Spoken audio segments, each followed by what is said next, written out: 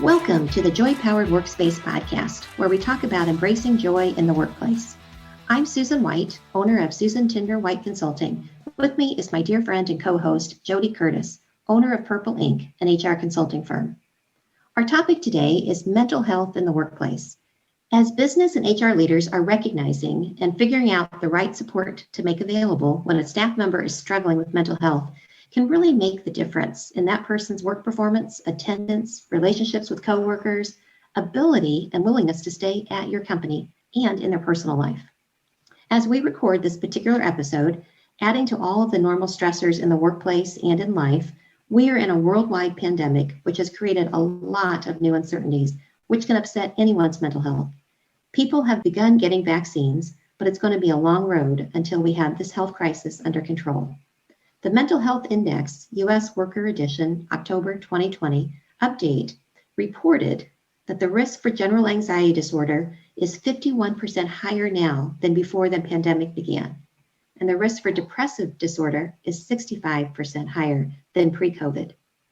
So we've asked a guest who is knowledgeable on how to deal with mental health issues at work, because JoDee, it's really not my area of expertise. Yeah, me either.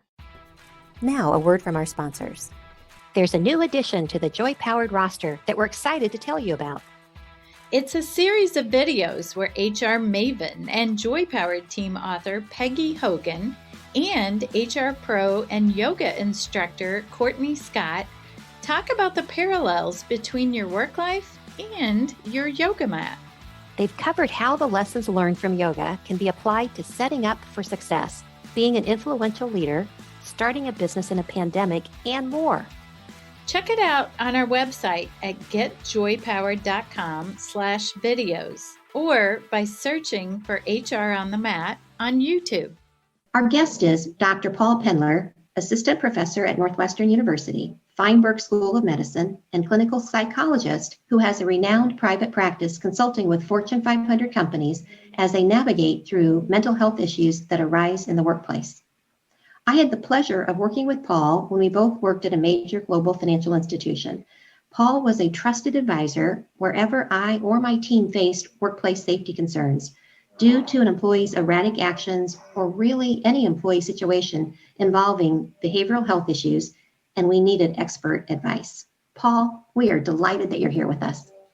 Yes, thanks so much. What are the most common mental health issues employers are seeing surface today? Well, so today has to be framed in the context of the pandemic. So for the past year, I think what we're seeing is obviously very different than what we used to see. So I guess I'll go backwards. Historically, I think what we see have been people struggling with their mood, which impacts their overall productivity, their what's called presenteeism, that they just don't come to work or they're just not able to work for whatever reason. And it's often usually because they have an affective disorder or depression.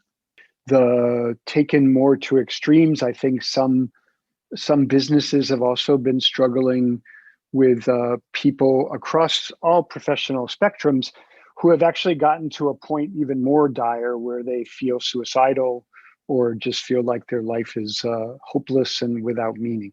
So that I think that has been around for a while. Generally, managing anxiety and sort of stress has probably been always present in any corporation. And I think that has been actually on an increase in larger corporations as we've become more metric driven about productivity and things like that. So that's pre-March. Since March last year, most businesses, I think, are really struggling with the sense of social isolation employees have and how that's converting to productivity or lack of productivity. And I think also managers are really at a loss right now is how do I engage with somebody that I have concerns about if I'm only looking through a camera? And what are the ways I do that?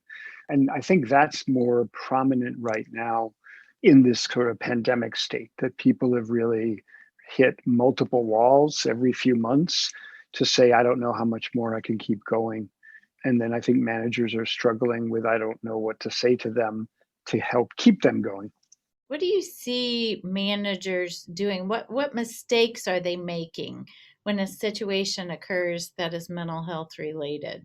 I actually think that because of the pandemic and COVID, there's been this wonderful opportunity in the private sector that the idea of what's personal versus professional has really come down, because often you're seeing me in my home office, or you're hearing my dog, or all sorts of things. So the opportunity right now is people can be way more authentic and way more genuine. And I think what we've trained managers very well, that when somebody mentions a medical situation, all the alarms go off that says I'm not supposed to talk. But this is a human event. And the human event says, what do you mean you're not doing well? Can you tell me a little more? What is that like? Ask for more information. And so managers who are genuine and authentic and can even really sort of share from their own experience, that's been the greatest opportunity, I think, that's happened right now. I don't know. It'll be interesting once we all get back to work. Does that door just get shut again?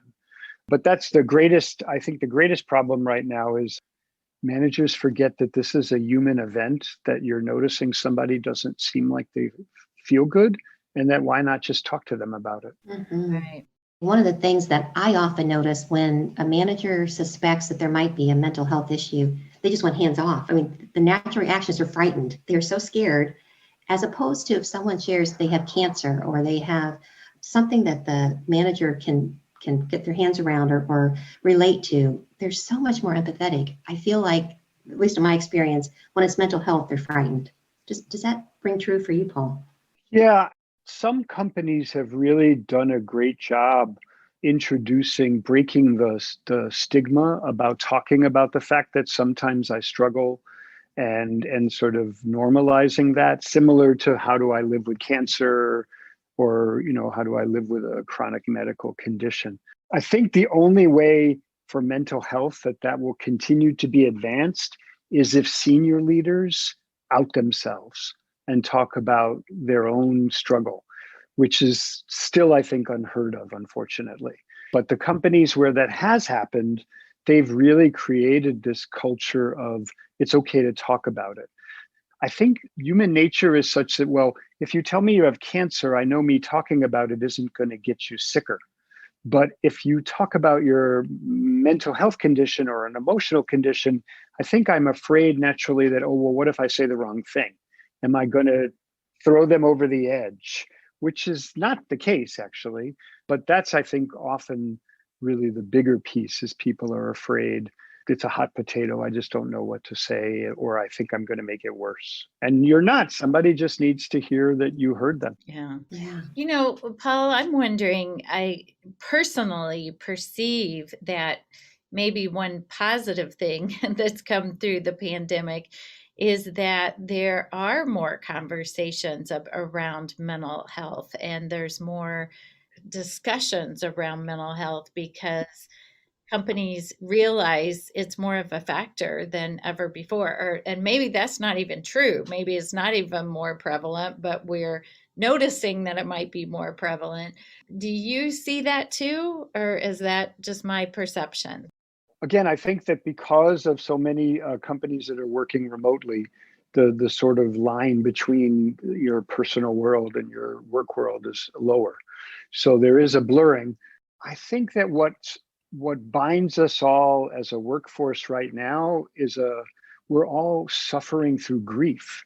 And it's the grief that's actually allowing things to be talked about.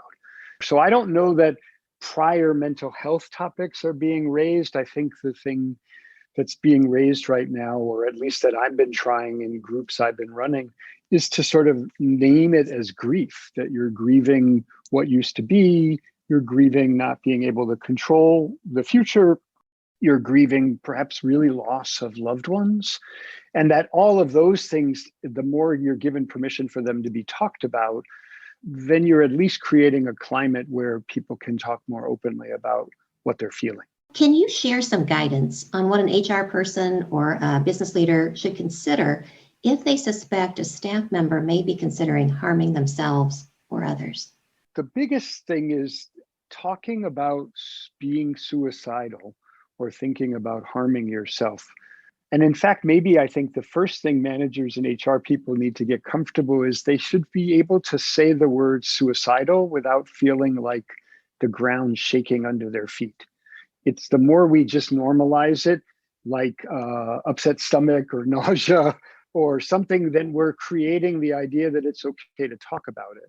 So the biggest thing is talking about it will not send somebody to do something rashly to hurt themselves. Talking about it actually is often the opposite effect, that somebody actually will pause enough to think, oh, you really want to hear.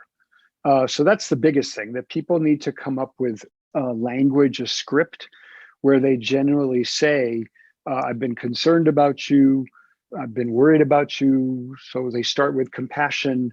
And then they really do need to develop a script that says, with everything that's going on for you, have you thought about, life's just not worth living? Or have you thought about hurting yourself? And any number of those types of sort of phrases opens the conversation so that a person, the employee, may or may not say, oh, no, I never would do that. Or someone, often what we've seen is will say, well, yeah, I have been thinking about that. And then your next response needs to be, well, tell me more about it. So that's the second step that I think, unfortunately, if we train managers and HR people to ask the question, then they need to know there's 2 or 3 other questions that they have to ask after. And if they get afraid, then the interaction may not go as well. And what is step 3 on that? So if you get the person talking more about it, they're talking about real thoughts, do you contact 911 or do you, what is that third thing that the business leader does when someone's opened up to them that they're seriously considering it? The way it works in this country, at least, is the police or paramedics will always go out to evaluate somebody under what's called a wellness check. So you just call your local 911 or find the local place where they're located and say that there's somebody that I'm concerned may want to harm themselves. Can we conduct a wellness check? Once you give that information to law enforcement or paramedics, it's their responsibility to make a decision to do something about it. So you've done your first part. I think what you can do before that, not every interaction requires you to do a wellness check. I think the first question after somebody says, yeah, I have thought about it, is to say, what have you thought about? Because if they just are saying, well, I just really think life's hopeless, I don't know anything, it begs the next question, well, have you thought about doing something? And what would it do? Generally, the criteria to activate a well-being check or wellness check has to do with the urgency, the imminent threat of doing something. And people will tell you, and in our country, unfortunately, with weapons, you have to ask about that if somebody says, well, I have guns at home, that's probably grounds to call the paramedics and police and have them evaluate. And then it's their decision. So they make the decision once they meet somebody what to do or not do. What are companies doing, or at least the ones you think are doing a good job on this? What are they doing to support their staff through the current pandemic, as well as just normal mental health concerns? Well, I mean, a lot of the major companies have created sort of all this intranet-based resources about how do you manage working remotely, how do you manage physical movement, how do you manage your mood. So the companies that are posting those things have done really wonderful things versus directing them to somebody else. That I certainly would encourage larger companies to. It's not enough to direct somebody someplace else. Put it on your own homepage. Create your own COVID survival page where people have to go, be it about how to get tested, or as well as how do they deal with their children, how do they deal with schooling, things like that. I think the other thing that a smaller group of companies are doing is finding opportunities for people to talk to each other about how they're managing. Because I think this is basically a traumatic event for all of us. And what we know in mental health about traumatic events are there are some core things that affect everybody. And it's important to be able to get that out there to people so that people can share how they're feeling or reacting, so that often their experience is, oh, I didn't realize other people feel the same way. That's really the biggest piece that has to happen that isn't happening as much. I mean, I think we've done a great job sort of directing people to get information and things like that. But the next step is creating a culture of people sharing more openly about what their day-to-day struggles are. For example, I lead groups of employees, and it's not unusual that week to week I forget what day of the week it is. That's pretty common. At least one day, 1 week of, usually once a week, I forget what day of the week it is, which because I don't have much markings to sort of remind me. And I'm always surprised when I share that other people nod and they felt embarrassed to admit that. But once they heard other people, then they feel better, because there is a real universality of how all of us are dealing with this. Beyond the pandemic, how can employers create a supportive mental health environment in, like air quote, normal times for their staff members? What are some tips that you have for them? I think that employers should embrace the concept of employee assistance and wellness programs and sort of find a way, the same way they work with their health plans and things like that around medical conditions, they really need to make sure they're also working it around emotional adjustment concerns. And so that's one. If I would really be loftier, I think that they should aim higher and aim for a way in which employees can talk about what they deal with and create a corporate culture where people can talk about what it's like for me to have physical challenges, for example. So why can't you also have seminars or web pages where people describe, this is me managing with my anxiety, and that you create a way in which that managers realize that somebody leading with a mental health condition does not mean they're going to get written up for it, or it doesn't mean that there's a consequence for it. That would be where I would wish we would get headed, to sort of normalize this idea. Is there any other advice you'd like to leave us with today that we haven't asked about yet?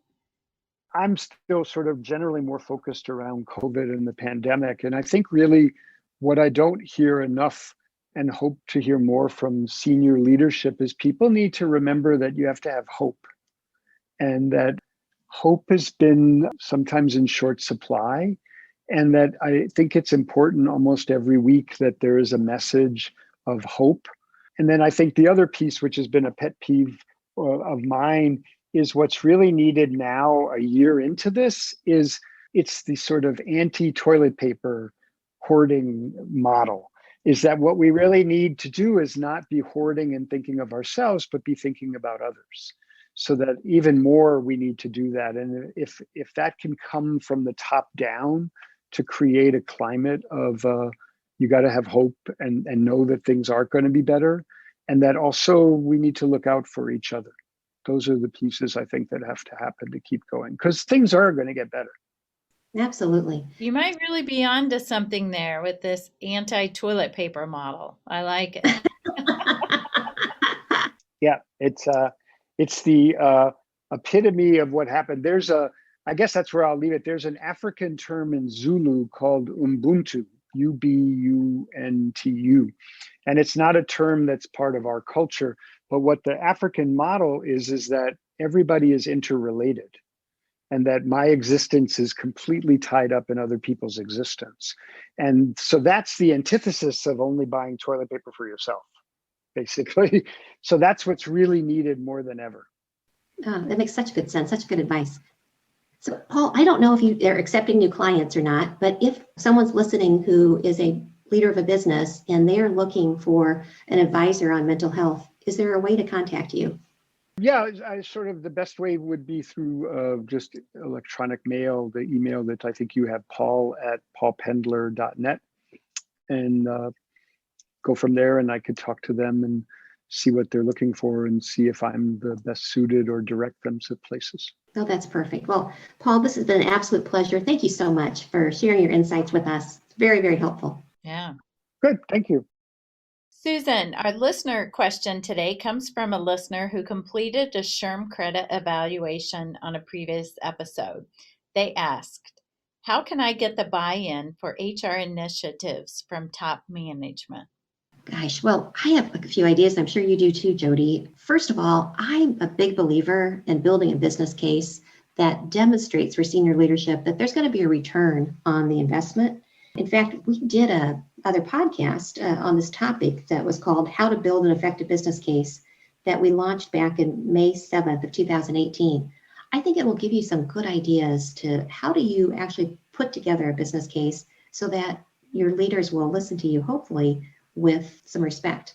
Another one is to think about framing up any HR initiative as a business initiative.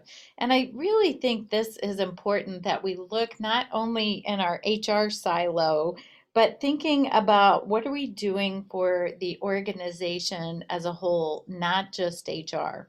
I would build personal relationships with top management to the degree that I can, because we're going to earn our credibility, obviously, through performing. But we want to make sure that they know us as credible people, as business thinkers.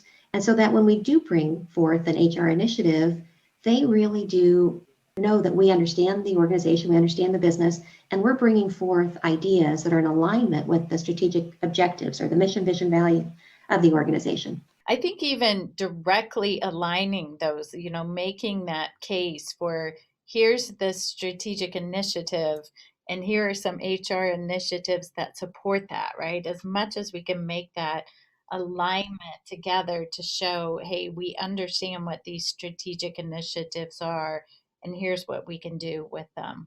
And we might, also bring research or benchmarking data to support our recommendation along with it. I think most executive leadership teams are data driven. And you can bring some data that supports your recommendation. I think it's going to give you some more credibility. And I guess the final idea that I have is think about, is there some business leader that can serve as a champion for you to really advocate to the business that this idea we're bringing forth really makes sense, perhaps in their business unit, and it should make sense in the whole organization. It can really help to have somebody giving you a testimonial at the table that this HR initiative is going to work well in my group. So why don't we think about it organization-wide? Right. All right, it's time for In the News. HumanResourcesToday.com posted a guest article in December 2020 entitled, The Benefits of Bringing Pets to Work. Okay, JoDee, I know it's weird that I picked this one. For listeners only knew how weird it is that you picked this one. I am not a real animal lover. I've got, as a quick side story for our listeners, I'm visiting right now my son and his wife and my grandson, and they have a dog that is kind of my grand dog I'm very fond of, but they have a guest dog here this week. It's a really big dog. Oh my goodness. We went to the bark park yesterday and I thought I was going to cry. It's the stuff that nightmares are made of. Lots of dogs all running around and you're inside of a fenced in facility with them. It's crazy. But back to the story, which is bringing your pets to work every day. That is really an incentive to an awful lot of the workforce. JoDee, I'll never forget my first lunch at your house with your two big dogs. Your dogs were so tall, their heads were at the same level as the table. So as I ate, I had these two dogs' faces staring at me. I truly am a reluctant pet person, but I do pay attention when I see information that affirms organizations' policies that encourage bringing pets to work. So let's talk about this article. This article cites research that Banfield conducted that says 8% of workplaces are pet-friendly today. Only 8%. I don't know why I would have thought it had been much higher than that. Yeah. 75 to 95% of those companies' employees rate their work-life balance as outstanding. Wow, what a difference. They're getting a return on that investment. So here are the most common benefits of bringing pets to work. It reduces work stress, right? The International Journal of Workplace Health and Management says workers who bring their pets to work were found to have a reduced stress level than workers who did not have pets. I think that explains why I get stressed. Yeah. Number two, it improves workplace relationships. It can be a good source of connecting between people, talking about the dog, people who are interested in your dog. It kind of brings forth more of an authentic relationship. Yeah. It can improve your work-life balance too. I know when I was working in the office more often, I'd be running back and forth to run home to take my dogs out for a walk. And so if I had them right with me, it would make it easier for me. The CDC reports that you have improved health status. It can actually lower your triglycerides, cholesterol, and lower blood pressure when pets are present. Wow.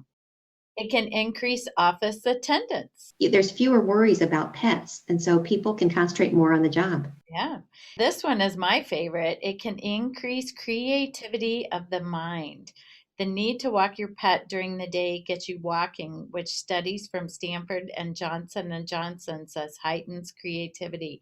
I tell you, Susan, I teach a course on creative problem solving, and I talk about that one specifically all the time. I think I was never used to taking a break in the middle of the day. And now when I walk my dogs, I can guarantee you it makes me more creative. Wow, that's wonderful. The study also said a pet can improve your company's image. When you're pet friendly, people tend to think more of you. Yeah. And as the statistics you suggested earlier, it creates a higher overall job satisfaction. And finally, it contributes to flexibility. So people feel that they've got some more control because they're able to take their pets out when they need to, and they may be more open to overtime work if they have their animals with them. Yeah. So, okay, JoDee, fair enough. This news causes me to pause, okay, PAWS, and rethink my reluctant pet headset. So who knows what the future will bring for me and animals. Well, thanks for listening today, and make it a joy-powered day. Thank you. Thank you for listening. We hope you enjoyed the Joy Powered Workspace podcast.